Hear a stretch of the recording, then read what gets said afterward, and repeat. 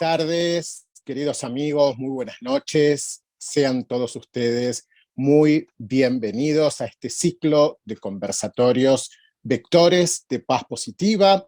Bienvenidos al taller número 2 del día de hoy, viernes 23 de septiembre, taller que hemos denominado Cómo apostar al diálogo en contexto de polarización. En nombre de los distritos 4845, 4851, 4895, 4905, 4921 y 4945, le damos la más cordial bienvenida y vamos a recibir a las banderas que nos representan para dar inicio formal a la reunión del día de hoy.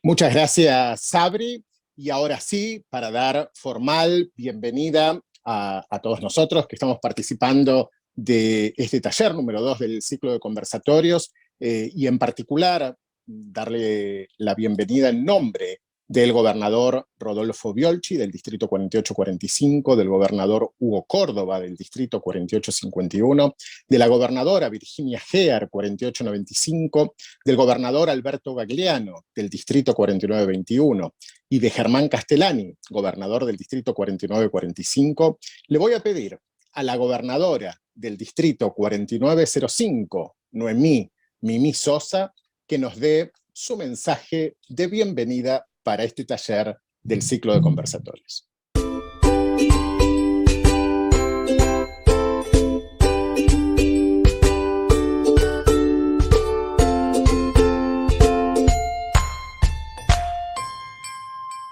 Bueno, buenas noches a todos. La verdad que es un placer estar con ustedes hoy.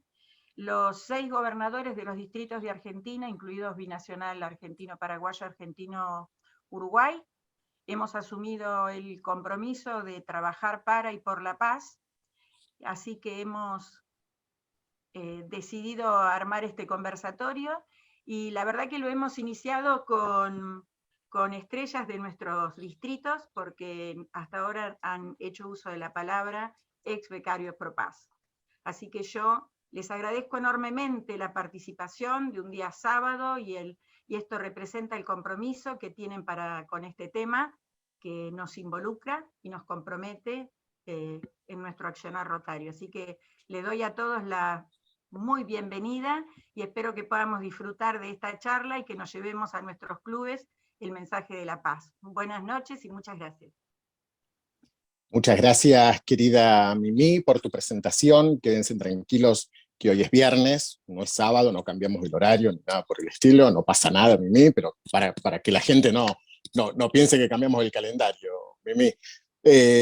No hay problema. Bueno, nuevamente, bienvenidos a esta actividad, a este taller número 2, para los que han participado en el taller número 1, ya medianamente saben cómo es la dinámica. Para los nuevos, los que recién se incorporan a este ciclo, le vamos a contar tal cual como dijo Mimi. Este conversatorio está brindado y facilitado por ex becarios pro paz. En el taller número 1 nos acompañó Ignacio Asís y hoy nos va a acompañar otro fantástico ex becario pro paz que ha tenido nuestra zona, que ahora pronto lo voy a presentar.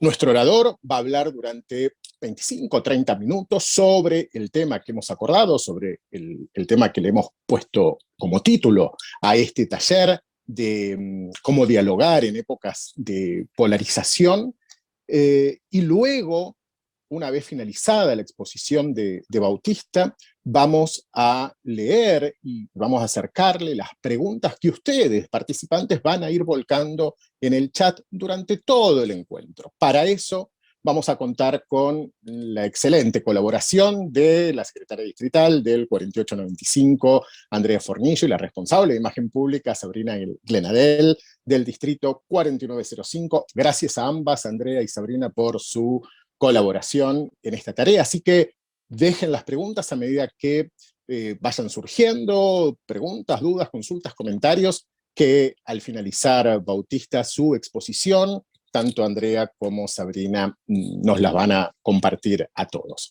Así que, sin más, mis queridos amigos, y para no perder tiempo y dejarle el espacio que nuestro orador se merece, quiero contarles que hoy tenemos una visita de lujo. Nos visita en este taller Bautista Logioco. Él es un especialista en diálogo, transformación de conflicto y sostenimiento de la paz. Tiene más de 18 años de experiencia a nivel nacional e internacional en programas y proyectos de prevención de conflictos, consolidación de la paz e integración social, tanto en América Latina como en África y en Asia también. Ha sido funcionario de la Organización de las Naciones Unidas, de la Organización de los Estados Americanos, y ha trabajado también para distintas entidades gubernamentales y académicas. Actualmente Bautista se desempeña como asesor senior en paz y conflicto del Programa Mundial de Alimentos de la ONU. En agosto del 2020 fundó Converseamos, un espacio de diálogo para aprender y reflexionar sobre cómo dialogar más y mejor en contexto de polarización.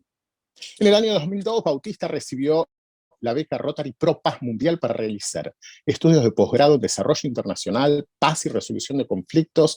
En mayo del 2009, a posteriori, Bautista recibió el premio al logro excepcional de exalumnos otorgados por el Centro para el Desarrollo Internacional de la Universidad de Duke, en Carolina del Norte, en los Estados Unidos, por sus contribuciones al proceso de desmovilización de grupos armados ilegales en Colombia entre los años 2006 y 2008. Bautista es abogado de la Universidad Nacional de La Plata y tiene una maestría, como dijimos recién, en Políticas del Desarrollo Internacional en la Universidad de Duke de los Estados Unidos. Asimismo, cursó estudios de posgrado en el Instituto Universitario de Estudios Internacionales en Ginebra, Suiza, en la Universidad de El Salvador y en la Universidad de París, en las áreas de prevención y manejo de conflictos, gobernabilidad democrática, entre otros. Queridos amigos, creo que ya no hay más palabras para presentar a nuestro querido invitado, nuestro ex becario Pro Paz del Distrito 4905, Bautista Logioco.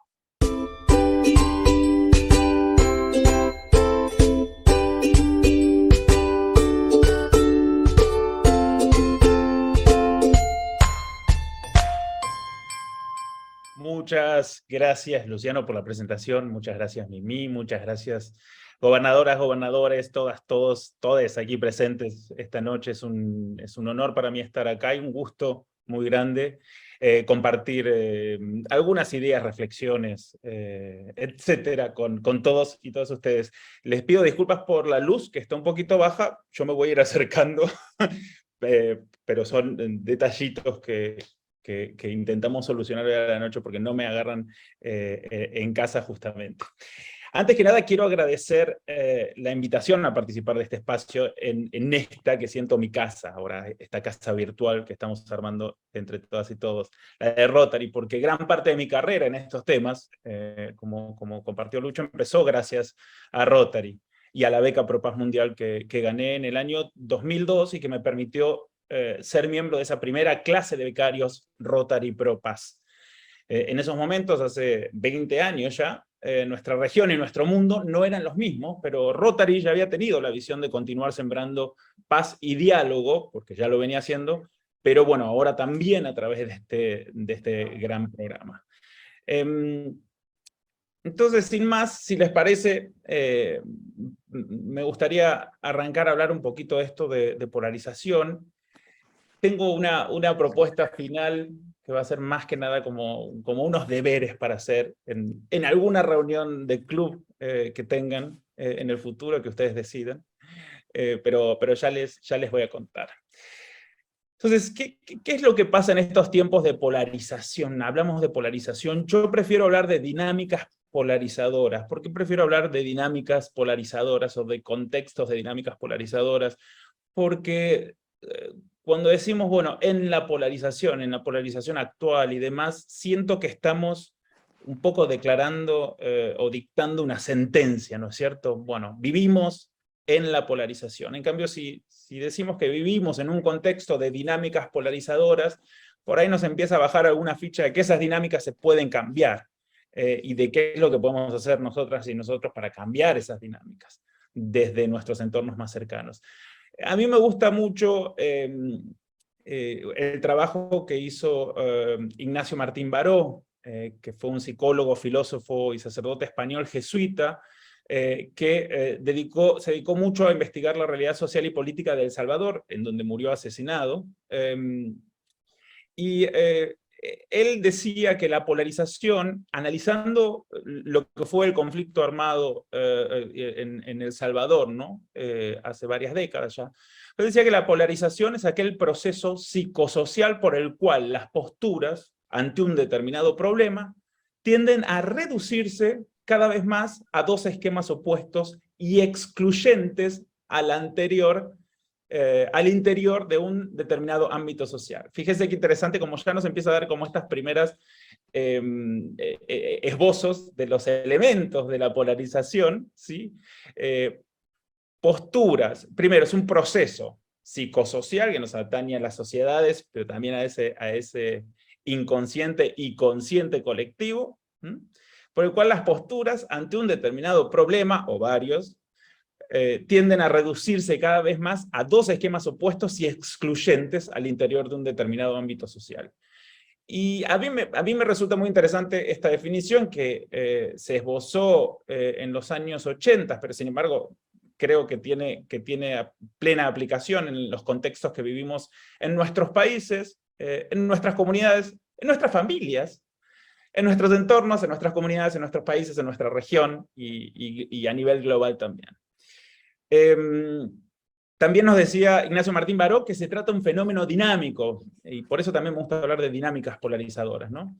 Pero bueno, un proceso de fuerzas sociales donde el acercamiento a uno de los polos arrastra no solo que me alejo del otro, sino que rechazo al otro polo también.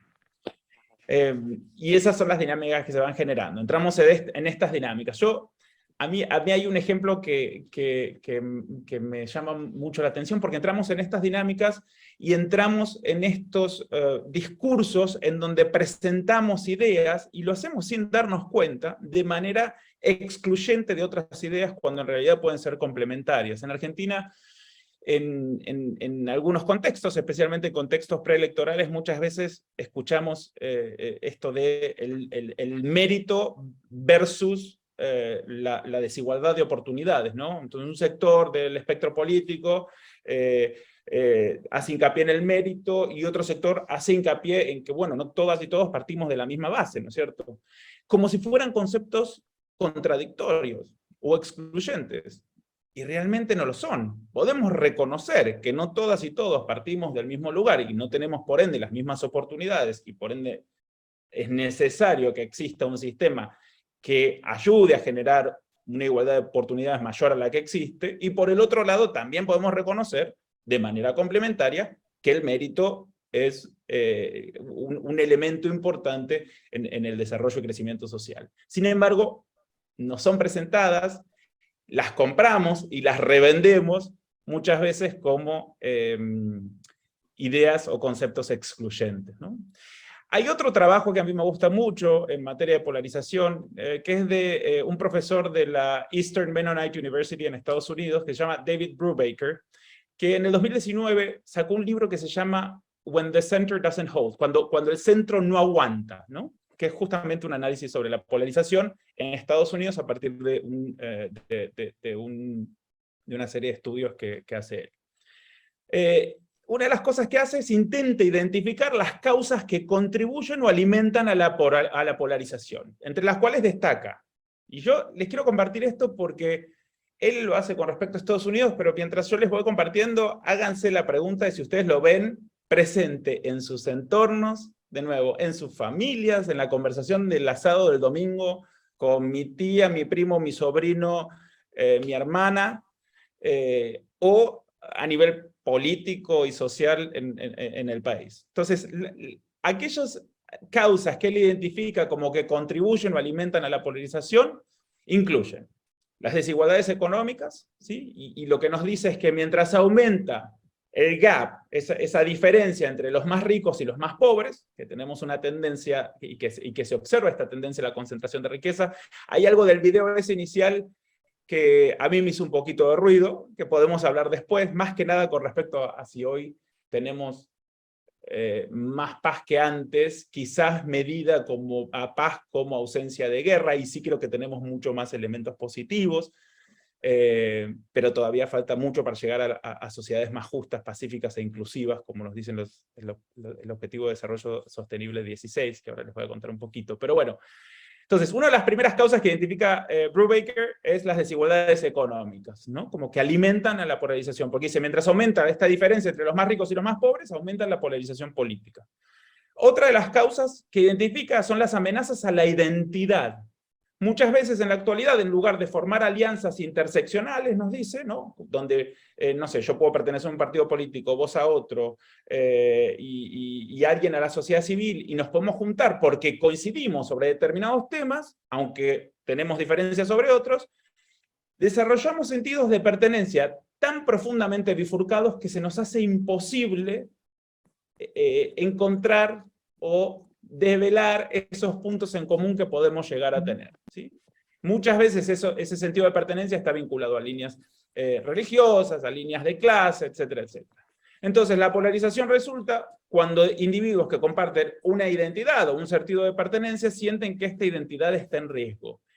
Y para la identidad yo creo que no nos tenemos que ir muy lejos. Piensen en una conversación de una mesa del domingo, en familia, con amigos, amigas, una cerveza, un café con amigos, amigas, y ponerse a hablar de la legalización del aborto, o ponerse a hablar de el derecho a la muerte digna, o a la eutanasia, o ponerse a hablar de la legalización de las drogas, ¿no? Esos grandes temas que nos atraviesan. Piensen si en esa conversación con el miembro de la familia que sea, que difiere fuertemente de lo que opinamos, no hay un elemento de identidad, no hay algo de querer decir, che, ojo, mirá que esto es lo que yo pienso, y creo que en el fondo, en los entornos cercanos también hay algo de, en el fondo, papá, mamá, abuelo, sobrino, quereme con eso, y yo te quiero y te acepto con eso, aunque se presenta de manera conflictiva, polarizada, la conversa. Se los tiro ahí porque creo que el elemento de amenazas a la identidad como algo que contribuye a esta polarización o a estas dinámicas polarizadoras es algo muy frecuente que hasta lo podemos ver en el ámbito familiar. Bueno, Brubaker después identifica una serie más larga o enumera otra serie de causas, entre ellas que alimentan la polarización, el racismo y la inequidad racial, el sexismo y la inequidad de género, universos morales que difieren, ¿sí? El énfasis está puesto en la moralidad, que es algo subjetivo y construido de acuerdo a determinados aspectos, pero no necesariamente a lo ético, que es más objetivo. Nos habla de una causa que está vinculada a los medios de comunicación, que él llama medios de comunicación balcanizados, que refuerzan estas divisiones muchas veces. Y yo cuando releía el texto me ponía a pensar en Argentina, pero también en otros lugares. Pensemos en los distintos medios de comunicación que existen, pensemos en hacia un lado, hacia el otro, no importa, pero la manera en que se nos presenta la información, ¿no? Él habla en su texto de Fox y de MSNBC, ¿no? Como en los dos espectros, hacia la derecha y hacia la izquierda, pero creo que eso lo podemos ver en nuestros distintos países, ¿no? Balcanizados, esta como división y emergencia de una multiplicidad de medios, pero que nos presentan la información de una determinada manera que refuerzan esas divisiones. Brubaker también, analizando Estados Unidos y el sistema presidencialista, nos dice que a la polarización también es posible que la alimente la estructura política. En un sistema en el que el ganador lo toma todo, por oposición a sistemas más parlamentarios, donde estamos obligados y obligados a negociar un poco más.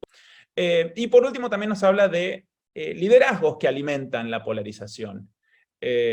Como una de las causas. Ahora, algo interesante que hace Brubaker, que yo lo quería compartir con ustedes también, es que identifica 5 características claves de los entornos polarizados. El primero es que existen ataques que la polarización o las dinámicas polarizadoras por lo general nos muestran ataques personales contra los líderes, o si los llevamos al ámbito familiar, son ataques personales contra el familiar o contra nuestra amiga, amigo o persona con quienes nos vinculamos. Ese ataque personal en realidad lo que deja de lado es que nos metamos con los temas y es lo que en resolución de conflictos decimos: suave con las personas, duro con el problema. En lugar de ser suave con las personas, duros con el problema, en un entorno polarizado, el foco está en la persona y somos duros con la persona y se traducen ataques personales contra la persona, y no necesariamente, y ahí perdemos el debate y la discusión y el diálogo sobre las ideas y por qué diferimos de esas ideas, ¿sí? Otra de las características de estos entornos polarizados es lo que él denomina la guerra santa. Muchas veces encontramos que hay como un lenguaje hasta épico, ¿no es cierto?, que se usa en entornos polarizados. Entonces, en lugar de hablar de costos y beneficios de tal política pública, de tal medida, de tal intervención, se utilizan estos discursos y yo pensaba en los discursos de nuestros líderes, de los medios, en nuestras propias casas. ¿Cuántas veces escuchamos el ellos y el nosotros? Ni siquiera les digo en ellos contra nosotros, pero si presten atención y cómo usamos y cómo se usa en nuestros entornos el ellos y el nosotros, en los distintos entornos en los que operamos. Y reflexionemos sobre si eso alimenta o no alimenta estas dinámicas polarizadoras. Una tercera característica de estos entornos polarizados es la información distorsionada. Entonces, no se busca informar, sino reconfirmar y reivindicar mi punto por sobre el de otro, ¿sí? Entonces siempre voy a estar buscando información que confirme y reconfirme, que tenga un sesgo hacia lo que yo digo y me posiciono, que creo, y no necesariamente información que pueda llevar a abrirme un poquito la cabeza sobre por qué otras personas pueden pensar de otra manera. El cuarto característica de entornos polarizados es una incansable obsesión. Se pone el foco obsesivo en el tema que me importa y en el grupo que piensa lo contrario también, ¿no? El foco obsesivo está ahí.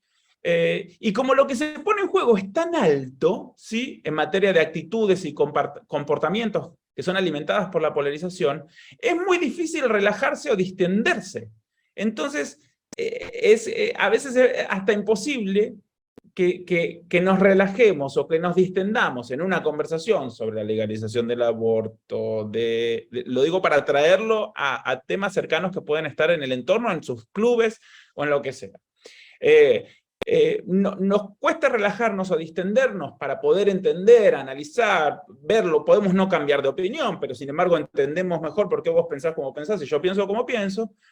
Porque significa, en estos entornos polarizados, que si yo hago eso y yo me relajo, entonces me van a vencer en esto que tengo que ganar y que es épico, porque en realidad es el futuro mío, de la especie y del mundo, ¿no?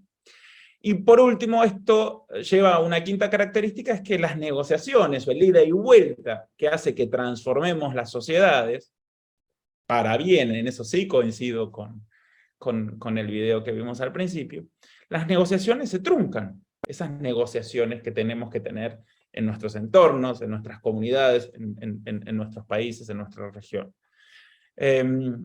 A mí me parece muy lindo y muy interesante cómo lo analiza, y creo que a medida que lo vamos viendo, vamos como pudiendo reconocer elementos que son relacionados.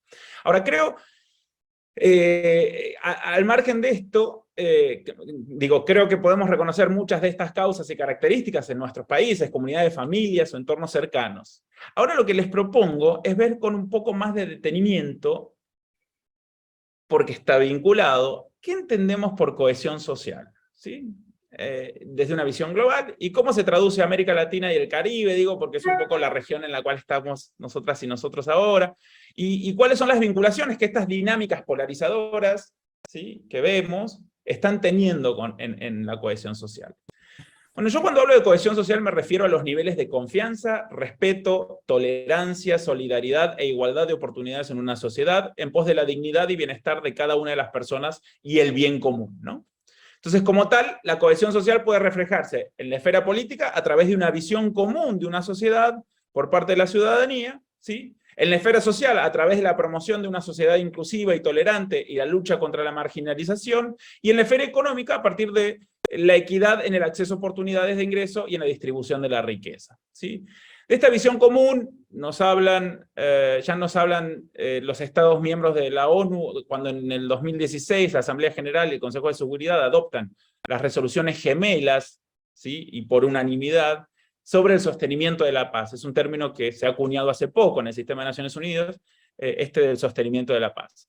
Entonces, ¿qué es el sostenimiento de la paz? Bueno, debe entenderse en sentido amplio como un objetivo y un proceso, las dos cosas, para construir una visión común de una sociedad, asegurando que se tengan en cuenta las necesidades de todos los sectores de la población y poniendo de relieve que sostener la paz es una tarea y una responsabilidad compartida que deben ejercer el gobierno y todos los demás interesados nacionales.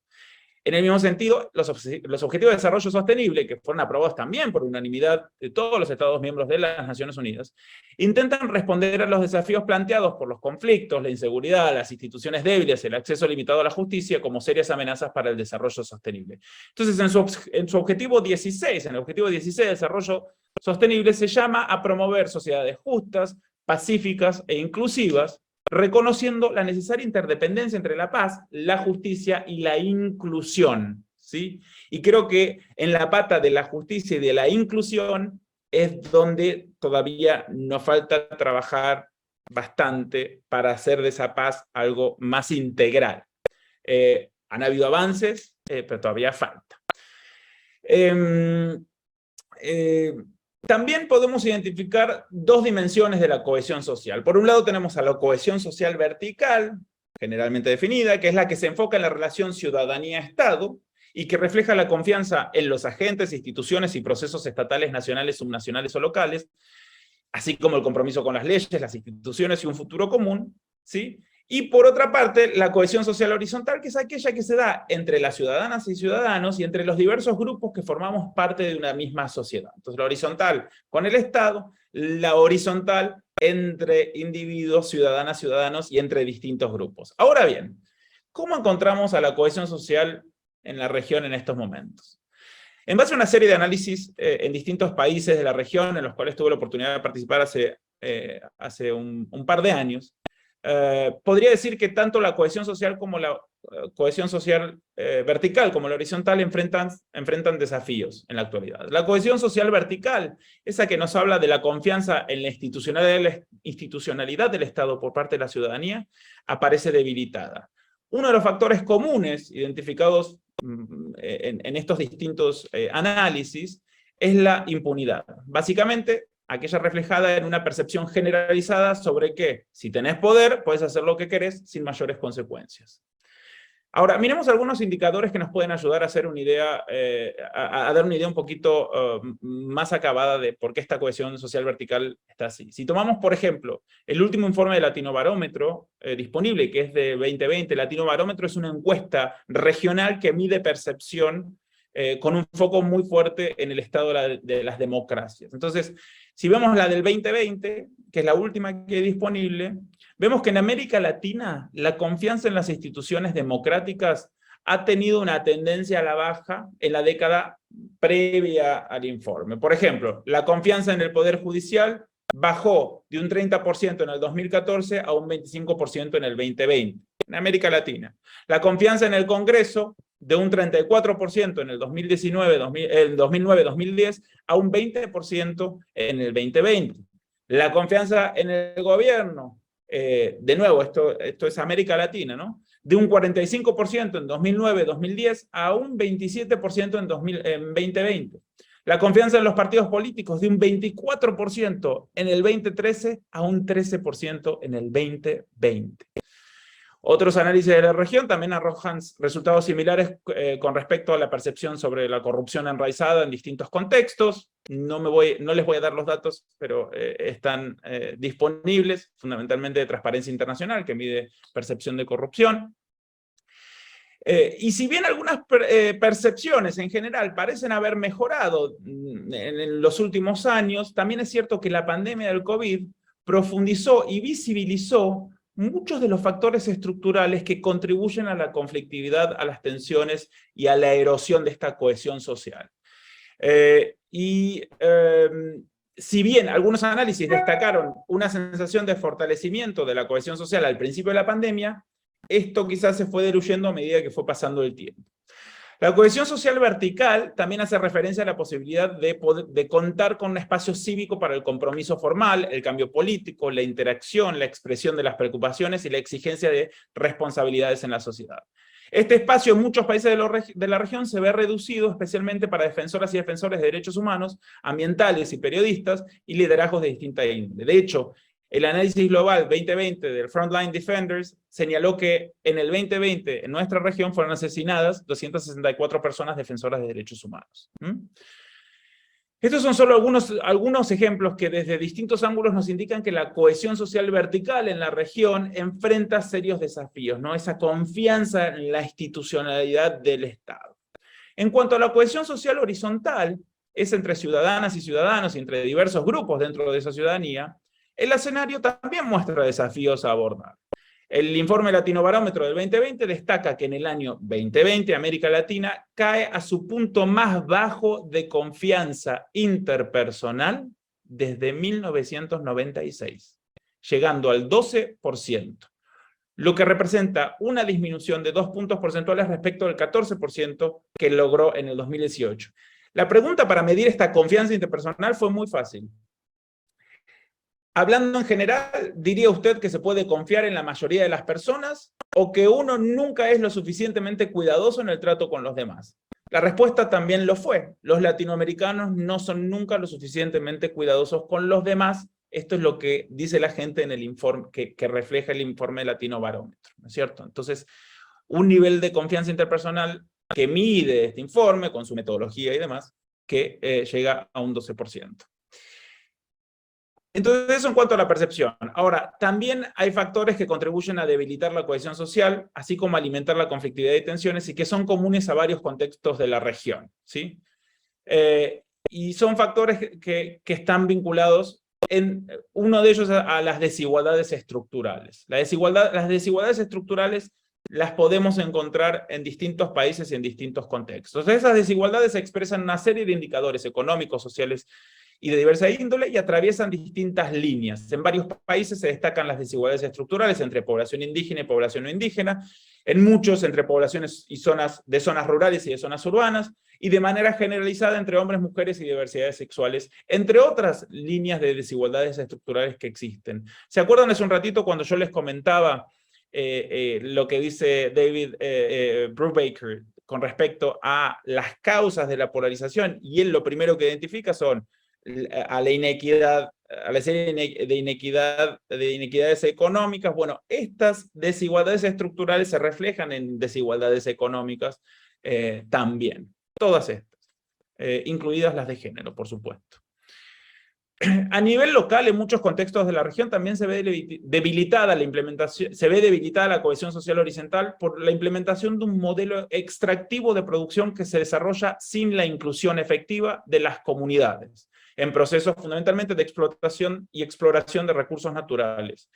Y entonces no se procede con lo que debería ser una consulta previa, libre e informada de las comunidades en donde se va a explorar y explotar recursos naturales.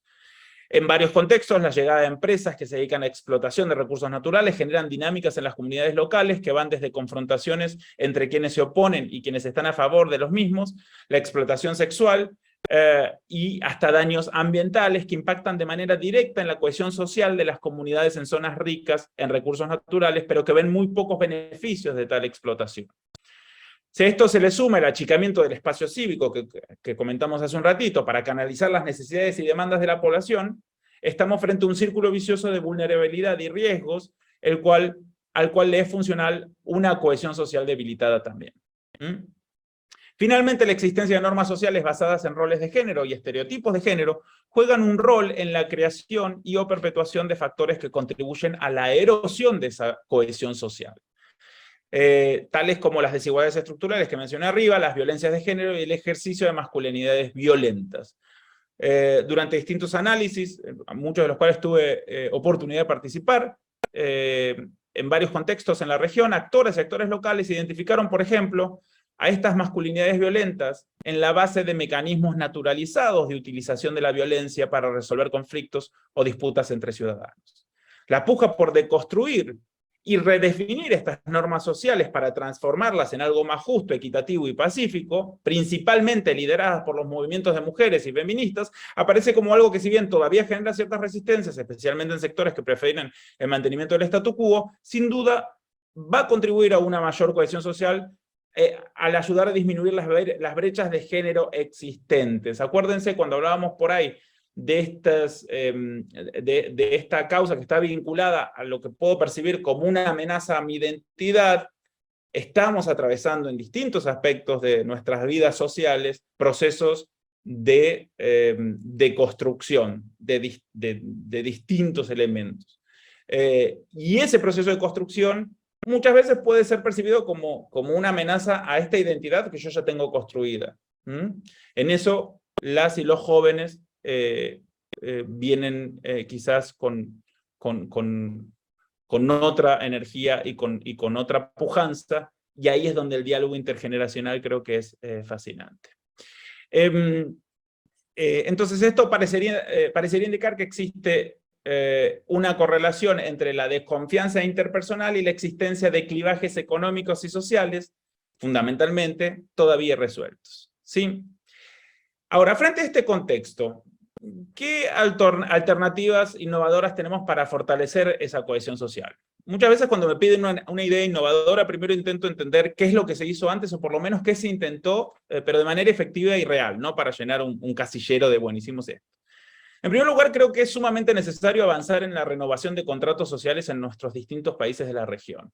Ahí creo que hay algo interesante para preguntarnos, y para preguntarse como rotarios, rotarias, como clubes rotarios, ¿qué rol pueden jugar en esas renovaciones de contratos sociales, generando diálogos a nivel club, a nivel distrito, a nivel zona, y cómo esa interacción con la institucionalidad puede contribuir a esa renovación de estos contratos sociales que hoy vemos un poquito quizás debilitados en función de estos factores que les comenté.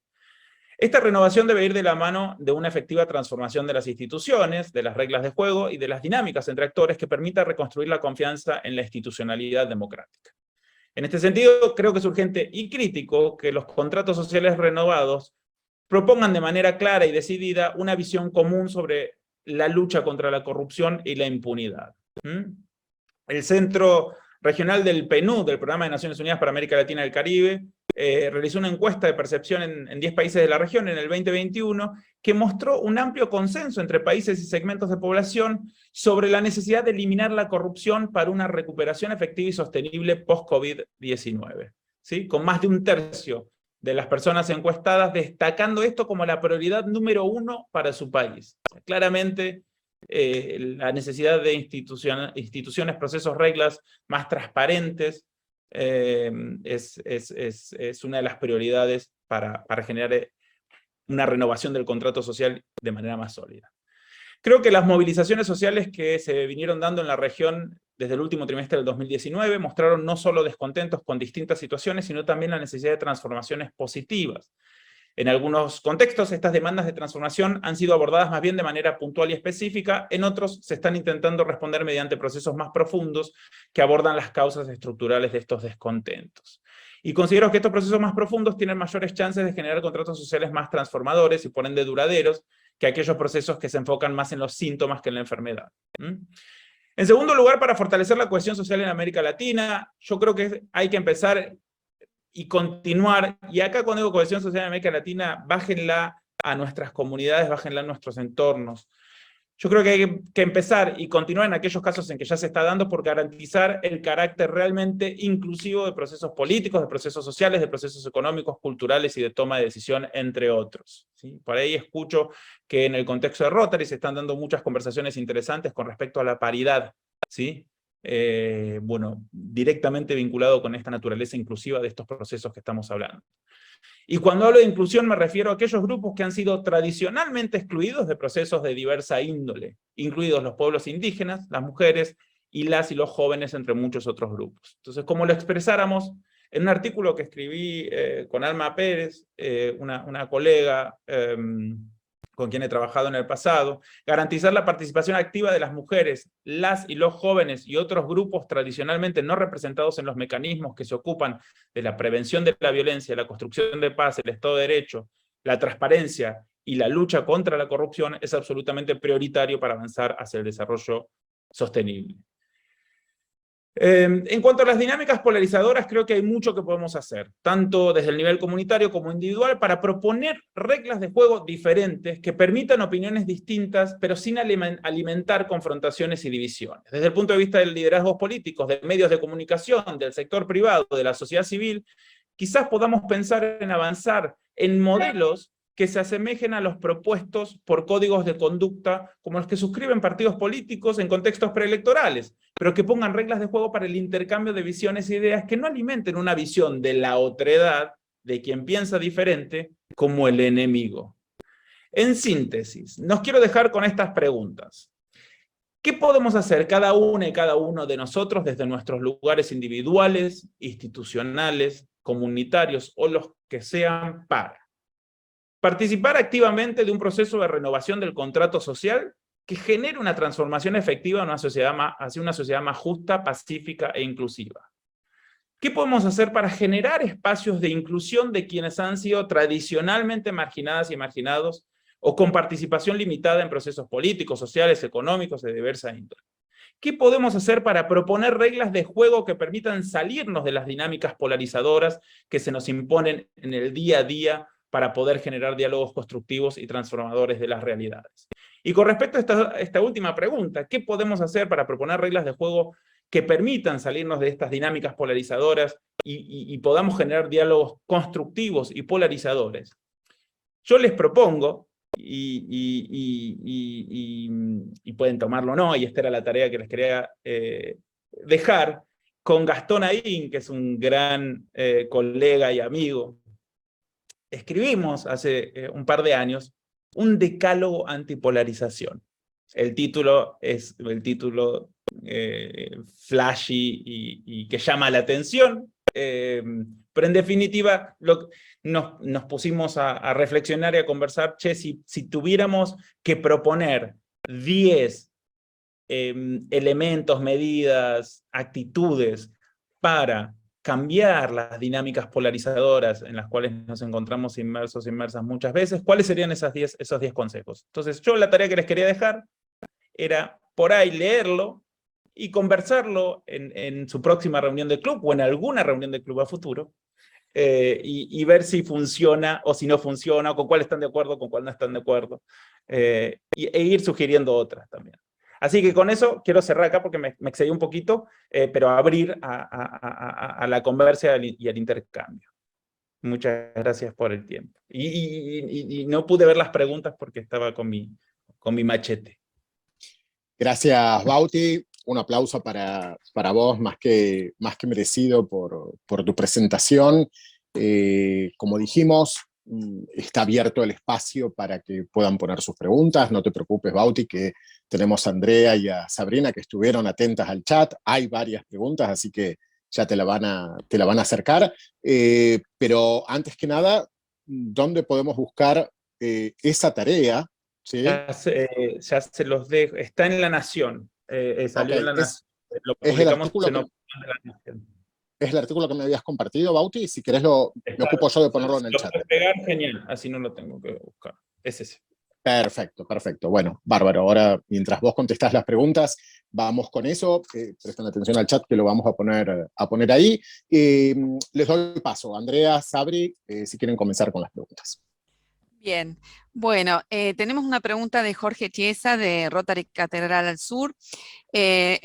Comienza con una reflexión y desemboca en la pregunta. Los entornos son más aún polarizados cuando cada lado define su propio nosotros, como los que odian algo en común.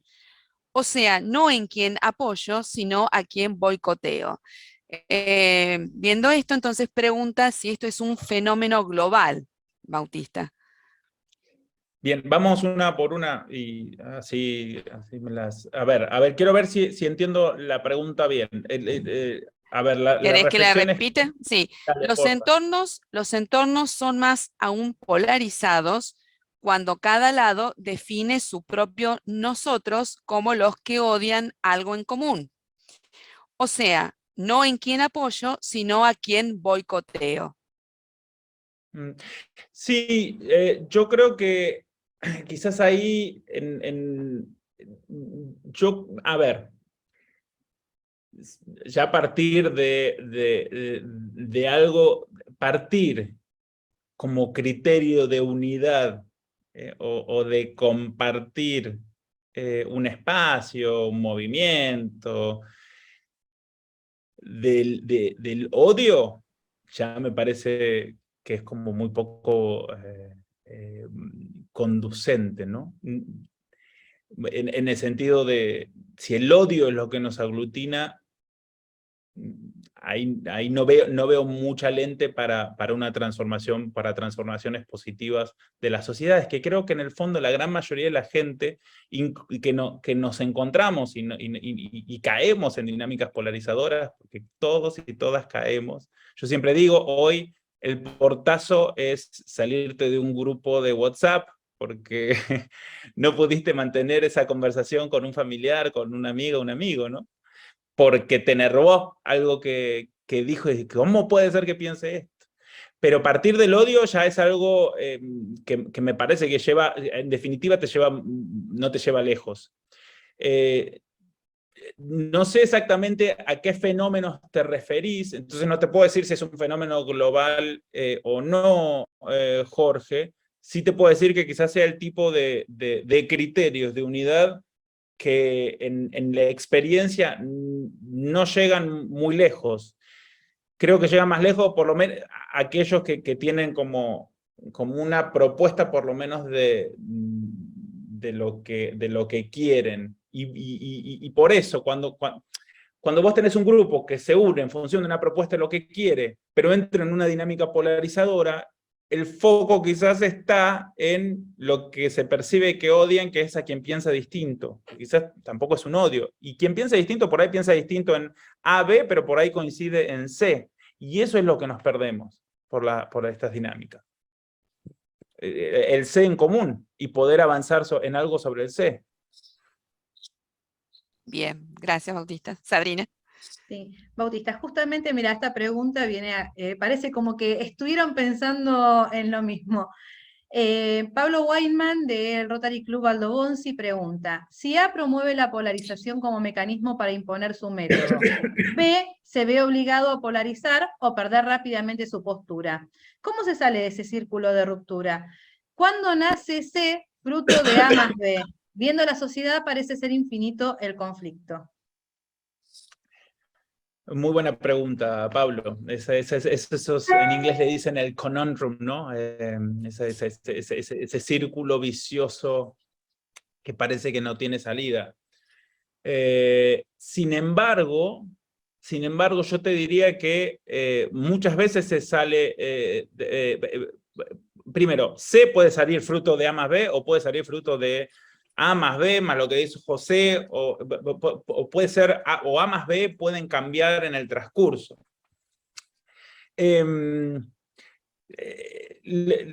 Lo que genera la polarización o las dinámicas polarizadoras es justamente lo que decís. O sea, si yo me pongo a dialogar con vos, que pensás que vos sos A y yo soy B, lo que yo voy a intentar en el contexto de una dinámica polarizadora es ganar. ¿sí? No voy a buscar dialogar, yo voy a buscar ganar. No voy a buscar dialogar, no voy a buscar salir de esta conversa entendiendo un poco mejor por qué vos pensás como pensás. Yo voy a entrar en una dinámica que con suerte puede llegar a ser un debate.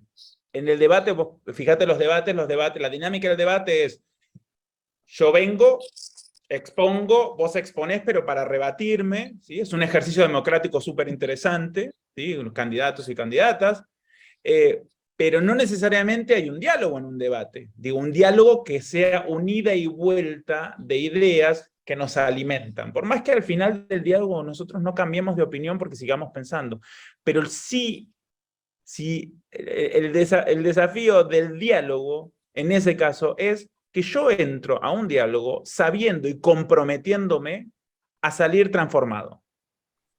Y ese salir transformado puede ser que te fuiste con esta información que antes no tenías. Listo. No te estoy diciendo que si vos estás en contra de la legalización de las drogas, ahora estés a favor de la legalización de las drogas. Pero que entiendas por qué para mí es importante la legalización de las drogas, de dónde vengo, qué estudios miré para basar mi opinión, cuál es mi análisis de la realidad y de los contextos y de lo que pasa con todo lo oscuro que hay detrás de la ilegalidad de la droga, etcétera, etcétera. Entonces, con que te vayas por lo menos entendiendo eso mejor, ese diálogo funcionó. Y esa dinámica por ahí, y eso que podría haber sido algo polarizador, no se dio. ¿Sí? Entonces, a partir de eso, y no podés tampoco creer, creo yo, a veces puede ser, pero no podés creer que en un solo diálogo, en un solo intercambio, vos vas a generar esa C. Acuérdense cuando yo les conté este concepto, este paraguas conceptual del sostenimiento de la paz, nos habla del sostenimiento de la paz como un fin, pero fundamentalmente también como un proceso. Entonces, definirlo como que, bueno, en el primer diálogo ya acordamos absolutamente todo, no, porque tiene que ser concebido como un proceso. Entonces vos hoy me entendés mejor a mí, yo mañana entiendo mejor por qué a vos te preocupa legalizar la droga. Y por ahí llegamos a un acuerdo en algún tema vinculado, ¿no es cierto? Y eso, digamos, esa es la forma de romper. La primera forma de romper estas dinámicas polarizadoras es identificarlas, entenderlas, ¿no? Entonces, por eso también me interesaba compartir estas características, porque creo que identifica Brubaker, porque creo que las vemos frecuentemente. Identificarlas y asumir la responsabilidad individual que tenemos de no alimentarlas en el diálogo que estamos teniendo. Y eso es una responsabilidad, eso es algo que podemos hacer cada uno y cada uno de nosotros, y que deberíamos hacer.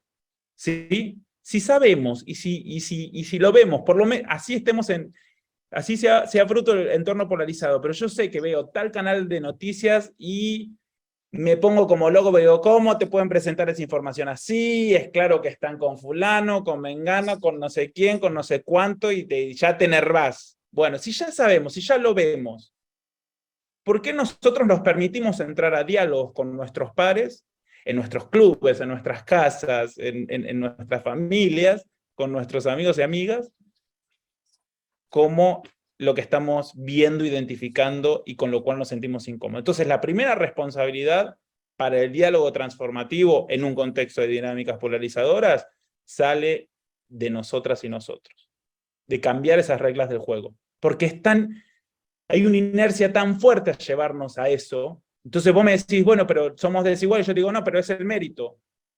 Y en realidad no son excluyentes. No son excluyentes. Yo reconozco, yo analizando mi propio caso, creo que hay mucho de mérito, pero también reconozco que vengo de un entorno específico en donde mis papás y mi mamá me pudieron dar de comer cuando era chico, me pudieron mandar al colegio, me pudieron bancar mientras hice mis estudios en una universidad pública. Después, gracias a toda esa formación y a conocer a una rotaria que me conocía, que había sido profesora mía de la facultad y qué sé yo, y que confió en mí para proponerme, accedí a la beca y esa beca me abrió otras puertas y Y eso no significa que no tenga mérito. Ahora sí parto de la base con que hay mucha otra gente que quizás tenga las mismas o mejores capacidades y no las puede usar porque no tuvo acceso a las mismas oportunidades que yo. Bueno, no sé si respondí, pero ya había unos Sí. Nos quedan 10 minutitos de taller, así que por ahí sí aprovechamos, Sí. así entran todas las preguntas y se van todos con las consultas satisfechas. Sí, Andrés, abre adelante. Sí, Mónica Nefke de Rotary Club Victoria pregunta, ¿qué actividad concreta proponés que un club rotario pueda realizar para convertirnos en un lugar de diálogo? Buenísimo. Ya, yo creo que no tenemos que tener, muy tranquilamente pueden elegir un tema que sea de preocupación para la comunidad, sobre el cual pueden saber que existen diferencias entre los miembros del club, pero les propongo que antes de tratarlo, por ahí puede ser una sección una vez al mes, diálogos difíciles o diálogos desafiantes, digamos, en lugar de difíciles. Una sección. Y entonces le dedicamos 20 minutos de nuestra reunión a un tema de preocupación vinculado al servicio o vinculado a las comunidades, donde sabemos que pueden existir diferencias. Ahora, vamos con una hojita de ruta de lo que va a ser ese proceso. ¿Sí? Una hojita de ruta, ¿qué significa? Podemos hacer un pequeño diseño del proceso, un mapita de lo que va a ser. Bueno, cada uno va a tener tanto tiempo para tomar la palabra, tenemos que ejercer una escucha activa de quién está diciendo qué, podemos usar una pelotita, por ejemplo, para pasarnos la palabra y no empezar sobre... Va a haber un facilitador, una facilitadora, que va a otorgar y a dar la palabra. Quizás puedan hacer el ejercicio, hay ejercicios fascinantes para ponerse en los zapatos de quien piensa distinto, y hacer hasta un juego de roles, ¿no? O inclusive si quieren tomar una medida específica, no sé, bueno, yo quiero iniciar una actividad. Hace poco hice un ejercicio muy interesante. Bueno, yo quiero proponer que trabajemos, no sé, que hagamos tal iniciativa. Y entonces hacemos pequeños diálogos en el club, y de a dos, o de a más, pero de a dos está bueno, porque entonces vos me tenés que decir, primero, por qué, vos me tenés que convencer por qué esta idea es la peor idea del mundo, y yo te tengo que convencer por qué es la mejor idea del mundo. Y después al revés. Entonces eso me va a permitir ver y entender de dónde venís y por qué crees que es importante o no es importante. Entonces, propondría dedicarle un espacio al diálogo transformador, con temas que sepamos que puedan haber discrepancias, con una hojita de ruta que establezca unos parámetros mínimos de respeto, de manejo y de facilitación de ese diálogo, y con algún ejercicio que nos pueda y que nos permita, creo que lo más rico puede llegar a ser que sepamos, a partir de esos procesos, ponernos en los zapatos de quien está enfrente. Eso es lo más rico que podemos sacar. De nuevo, después puedo igual seguir pensando como pienso. Está bien. Pero el tener esa capacidad de ponerse en los zapatos del otro creo que es algo... y que además creo que es inherente al servicio, al service above self, ¿no? De Rotary. Para entenderlo. Sí. Bueno, esto es una declaración más que una consulta. Desde Pedro Folguera, considero que hablar con la E no es inclusivo, sino que alimenta la polarización. Lo agregaría al decálogo. Muy bien, Pedro. Yo hablo con la E a veces no. Yo ahí creo de nuevo que entramos, que se puede correr el riesgo de entrar en declaraciones excluyentes. Yo utilizo la E entendiendo que es una intervención del lenguaje, entendiendo que es una intervención que tiene un objetivo en particular. Yo les recomiendo a quienes estén interesados en el tema, interesadas, hay un debate súper interesante entre Beatriz Sarlo y Santiago Kowalowski, que es miembro de la Academia Argentina de Letras, doctorado en Canadá, en letras latinoamericanas, y en ese debate, en la Feria del Libro, él presenta sus puntos a favor del lenguaje inclusivo y Beatriz Sarlo en contra del lenguaje inclusivo. Y no creo que sea un debate, no es un diálogo, es más bien un debate, porque cada uno presenta su posición, pero yo creo que el lenguaje, creo que la E estamos hablando del lenguaje inclusivo no sexista. También creo que se puede usar lenguaje inclusivo no sexista a partir de otro uso del lenguaje. En lugar de decir todos, puedo decir todas las personas, por ejemplo. Entonces ahí no hay que ir a usar la E. Creo que el lenguaje de señas es otro tipo de lenguaje inclusivo. Creo que una infinidad de involucramientos que mejoren la comunicación ayudan. Pero por eso digo, también creo que estamos en un momento donde quizás escuchar a alguien hablar con la E posiciona a ese alguien como en un lugar de la polarización. En realidad a mí me parece, y mi razón para utilizar el lenguaje inclusivo es, desde mi lugar, visibilizar algo que creo que el lenguaje castellano, por la naturaleza, existe una predominancia de lo masculino por sobre lo femenino. No me voy a meter en el debate sobre el lenguaje inclusivo ahora, pero yo, digamos, lo uso por eso, porque digo, al margen de trabajar en diálogo, en mediación y resolución de conflictos, también tengo mi propia visión, ¿no? de esa transformación positiva de la sociedad que yo quiero. Es que quiero que todo el mundo hable con la E, ¿no? Es, como te digo, una intervención en el lenguaje que en mi caso tiene por objetivo visibilizar eso. Quizás el día que existe una igualdad real entre hombres, mujeres, diversidades, etc., no va a ser más necesario usar eso y busquemos otra nueva forma de comunicarnos o volvamos a la O. A mí no me molestaría que digamos todas y me incluyan a mí. Pero bueno, esas son ideas también. Bárbaro, si les parece, última pregunta y vamos al cierre. Bueno, sí, Mariel de Rotary Club Leu pregunta, ¿qué opinas sobre las redes sociales en general? ¿Son una herramienta de diálogo o alimentan conscientemente la polarización? ¿Son oportunidad o amenaza para el nuevo acuerdo social que se necesita? Qué buena pregunta, Mariel. Mirá, es como todo, puede tener los dos fines. Sí creo que en muchos contextos las redes sociales se han convertido en las nuevas arenas romanas, ¿no? de hoy, donde vamos y muchas veces los niveles de violencia, agresión y demás es choqueante, ¿no?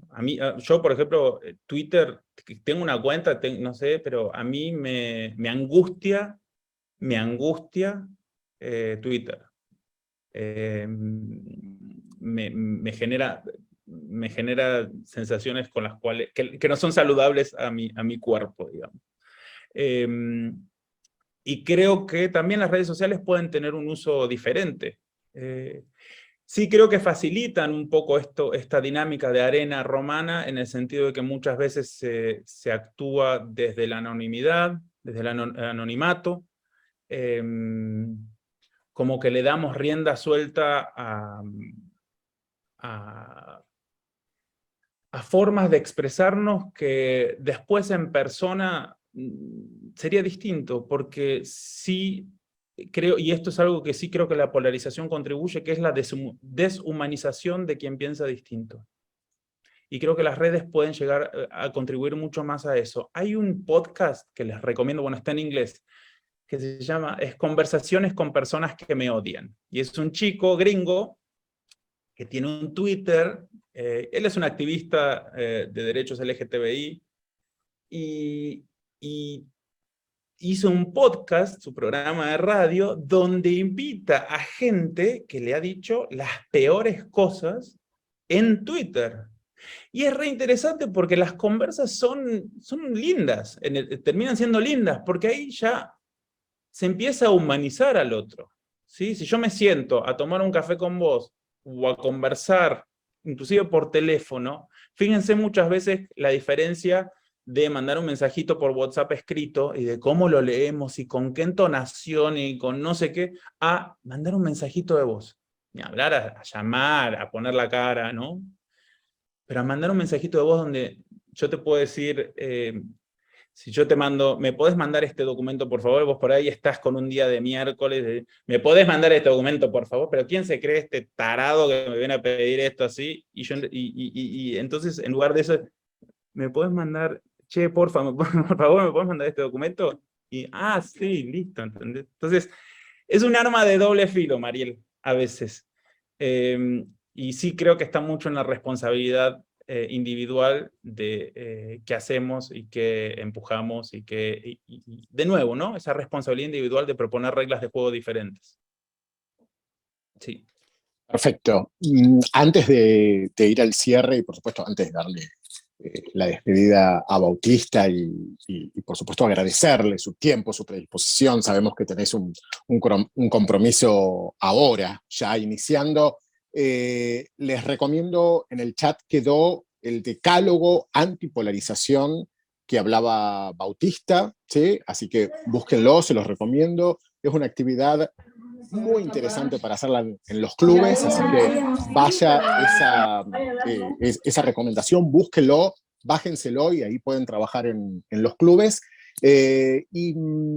Bauti, hablaste de el famoso tema de las conversaciones difíciles, ¿sí? Que a veces nos cuesta y sobre todo las que están muy polarizadas, tema de aborto, no hablemos de cuestiones políticas o de cuestiones religiosas, también la eutanasia, un tema muy complejo y tal vez muchos de nosotros hemos atravesado por algunas situaciones de esas características, pero tenés una invitación para hacernos, una invitación... Una invitación. Es como el chivo de la entrevista. Bueno, pero para yo los no que sé... para los que estamos en Capital y alrededores, o si alguno viene a Buenos Aires un fin de semana y quiere participar. Bauti, ¿de qué se trata? Bueno, yo no sé si sabe, les cuento, yo además de trabajar en estos temas, también soy actor. Y una obra que quiero mucho, que hicimos, bueno, que ganó un premio en Estados Unidos, hicimos su lectura dramatizada en Nueva York, después la estrenamos en Valencia, en España, y ahora, gracias a muchos actores y actoras, digo, institucionales, la hemos traído a Argentina, que se llama Else y Henry. Estrenamos el sábado 1 de octubre en el Teatro del Extranjero en Buenos Aires, a las 4 de la tarde. Después les paso bien los datos, pero es una gran historia de amor que está atravesada por esto de la muerte digna, del derecho a la muerte digna. Se tocan temas como la eutanasia y demás. Entonces ahí tienen otro deber, si quieren venir a ver la obra, y después en la reunión del club que les sigue, hablan de eso con la facilitación adecuada. Así que están invitadas e invitados. Ahí está. Quedó en el chat el link para que puedan, en el que quiera y el que tenga la posibilidad de poder participar a partir del sábado 1 de octubre en el Teatro El Extranjero. Gracias, Bautista, muchas gracias por tu tiempo, excelente taller, la hemos pasado súper bien, nos llevamos tarea para el hogar, fuerte el aplauso para nuestro amigo Bautista, gracias por tu tiempo y gracias por compartir tus conocimientos con nosotros. Recuerden que este ciclo de conversatorios estamos atravesando el taller número 2, próximamente vendrá el taller número 3 antes de que termine el año, este año 2022, y para el cierre quiero invitar para que nos dé las palabras de despedida al gobernador de Distrito 4921, nuestro querido amigo Alberto Gagliano.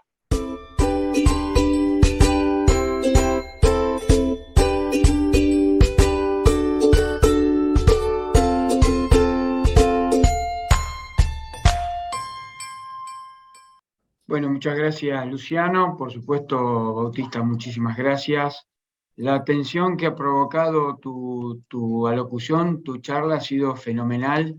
Las inquietudes a partir de este momento seguramente van a ser muchísimas más de las que teníamos como expectativa para antes de la charla tuya. Y esto creo que es el resultado más hermoso que podemos lograr de estos conversatorios, ¿sí? Dejarnos todas las dudas para poder investigar, poder llegar a ver cómo en cada uno de nuestros clubes podemos articular desde el grupo más pequeño hacia hacia lo más grande esta cuestión de la paz positiva. Yo me voy a quedar con una opinión, creo que muy abarcativa, que son los nuevos contratos sociales. Y en relación de Rotary, ¿qué podemos hacer para colaborar en generar estos nuevos contratos sociales? Y desde las 7 áreas de interés para la paz de Rotary, podemos empezar a desandar ese camino de discusión que no lleva a nada, que lleva solamente a una enemistad y a generar una grieta cada vez más profunda.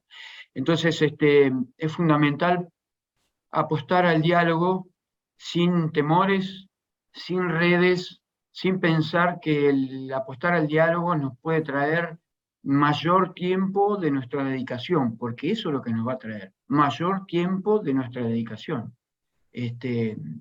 Pero rescatar, por ejemplo, los valores éticos de nuestra organización para refrescarnos esa memoria tan oculta y tan lejana que a veces la sociedad tiene, esto nos va a beneficiar muchísimo. Y si lo hacemos en cada uno de nuestros clubes, con la propuesta de Bautista, la verdad que va a ser muy exitoso, porque como una rueda rotaria, todos los ejes de allí van a salir disparados hacia las diferentes organizaciones a las cuales representamos, o clasificaciones o actividades que mantenemos con nuestros contactos y con toda la sociedad a partir de esta ruedita que es el Club Rotario. Agradezco a Bautista, Mimí, todas las personas, bueno, especialmente Celia, que está presente, como si la verdad es un gran ejemplo, porque digo, ¿qué tendrá para aprender Celia? Bueno, ¿se dan cuenta? Es un ejemplo hermoso. Gracias a todos y, por supuesto, los esperamos al próximo conversatorio. Muchas gracias, gobernador Alberto, gobernadora Virginia, gobernadora Mimí.